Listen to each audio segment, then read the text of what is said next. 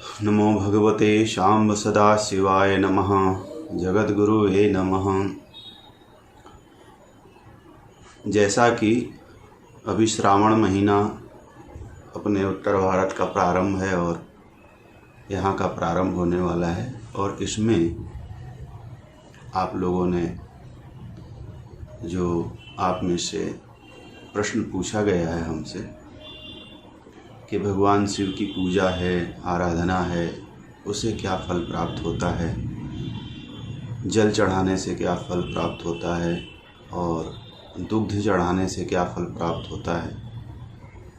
तो ये हम बताने के पहले आपको एक कथा सुनाना चाहते हैं कि भगवान शिव कितने करुणावत्सल हैं और भगवान शिव की उपासना करने से कितनी बड़ी से बड़ी विपत्ति दूर हो जाती है।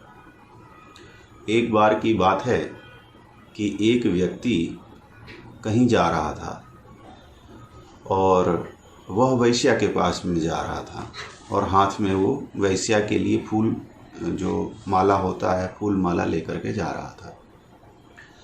रास्ते में जब वो जा रहा था तो उसको ठोकर लगी और वो गिर पड़ा। जहाँ पर गिरा वहाँ पर भगवान शिव का मंदिर था। तो गिरा तो उसको चोट लगी और चोट लगने से उसकी ऐसी स्थिति हो गई कि अब वो आगे जा नहीं सकता है और उसका प्राणांत हो जाएगा। तो उसने विचार किया कि मैं इतना सुंदर ये माला लेकर के वैश्या के पास जा रहा था, अब इस माला का क्या होगा। तो उसने क्या किया कि वो माला भगवान शिव के ऊपर चढ़ा दिया और चढ़ा करके उसका प्राण वहीं छूट गया। तो अपने शास्त्रों में कहा गया है कि अंते या मति सा गति, जैसी अंत में मति होती है वैसी ही गति हो जाती है। लेकिन ये पुण्य है। अब इसका पुण्य इतना सर्जन हो गया, इतना पुण्य उसका बना, तो ऊपर यमलोक में गया। यमलोक में गया तो भगवान यमाचार्य ने पूछा कि चित्रकेतु से कि इसने क्या पुण्य किया है और क्या पाप किया है। तो उन्होंने कहा कि इसने जीवन भर केवल पाप का आचरण किया है, लेकिन अंत समय पर यह भगवान शिव के ऊपर इसने माला चढ़ाया है, ना ही इसको पुण्य बन गया है। तो यमाचार्य ने कहा कि अरे ये तो इतना पुण्य नहीं है, इसको पहले पुण्य का फल भोग लेना चाहिए। तो उन्होंने पुण्य का फल भोगने के लिए उसको 2 दिन का स्वर्ग का राजा बना दिया। अब आप विचार करिए कि केवल भगवान शिव के ऊपर अंतिम समय पर चढ़ाया गया फूल, स्वर्ग का राज्य मिल गया। जब स्वर्ग का उसको राज्य मिल गया तो स्वर्ग में वो था। स्वर्ग में बड़ी ही सब लोग खुश होते हैं, सभी लोग प्रसन्न होते हैं, किसी प्रकार की कोई कमी होती नहीं है, किसी प्रकार का दुख दारिद्र नहीं होता है, किसी प्रकार का शोक और मोह नहीं होता है। अब वो वहाँ था, लेकिन वो उदास था।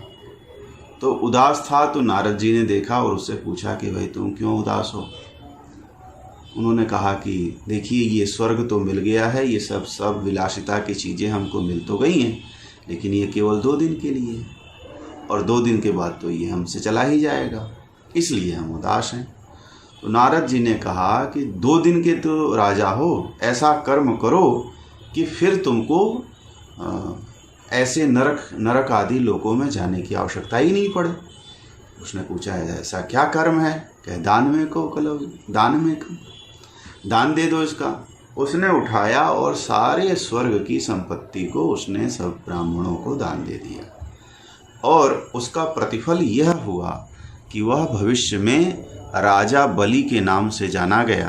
राजा बलि के रूप में उसका जीव का जन्म हुआ और वह 3 लोकों का स्वामी हुआ। तो यह तो भगवान के पूजन का फल है। अब जैसा कि आप पूछ रहे हैं, आपने पूछा कि भगवान को दूध चढ़ाने से क्या फल होता है। तो देखिए शिव पुराण में आता है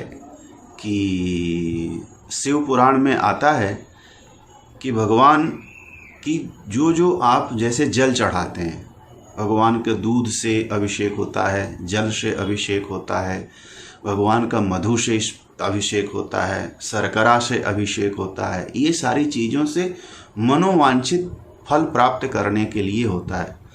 धर्म अर्थ काम मोक्ष की प्राप्ति भगवान के अभिषेक से हो जाती है।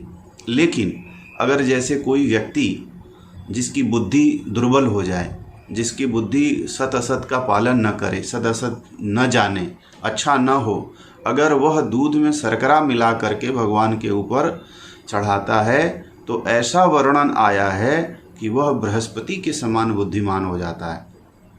और अगर घर के अंदर कलह बहुत हो रहा है, अनेक प्रकार की कलह है, अनेक प्रकार की चीज़ें अगर आपके जीवन में हैं, आपका जीवन में कोई काम संभव हो नहीं पा रहा, आप बहुत परेशान हैं और भगवान शिव का दूध से अभिषेक करते हैं, तो उस अभिषेक का फल ये होगा कि आपको सारे सुख संपत्ति की प्राप्ति होती है।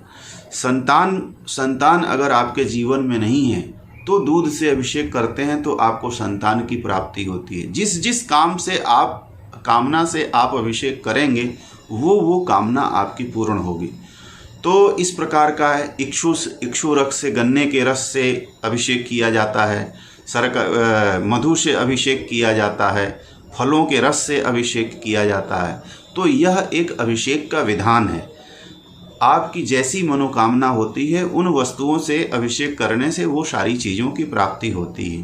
तो दूध से अभिषेक करने से घर में अनेक प्रकार का जो कलह है वो मिट जाता है, मन बुद्धि चित्त अच्छा रहता है, संतान की प्राप्ति होती है, धन धान्य की प्राप्ति होती है और व्यक्ति अपने घर के अंदर सुखी रहता है। तो भगवान का श्रावण मास में अभिषेक अवश्य करना चाहिए। अगर आप दूध से अभिषेक नहीं कर रहे हैं, गंगा जल का पानी और गंगा जल का अभिषेक तो इतना महत्वपूर्ण बताया गया है कि भगवान शिव साक्षात मोक्ष की प्राप्ति करा देते हैं। गंगा जल से भगवान के अभिषेक किया जाता है। तो यह भगवान का, इसीलिए अपने उत्तर भारत में देखा गया है कि हरिद्वार से गंगा जल लिया जाता है और अपने अपने तीर्थ स्थानों पर जा कर के भगवान शिव को चढ़ाया जाता है। तो यह भगवान की अभिषेक प्रक्रिया है और इसमें भगवान शिव का अवश्य पूजन करना चाहिए। आप किसी भी चीज़ से करें, भगवान शिव अकारण करुणा वत्सल हैं। आपकी कोई भी वस्तु है, बिल्वपत्र से है, फूल से है, माला से है, किसी भी चीज़ से भगवान का अभिषेक अगर आप करते हैं और उनको पूजन करते हैं तो निश्चित ही फलदायी होता है। तो श्रावण मास है, इसमें पूजन अवश्य करना चाहिए।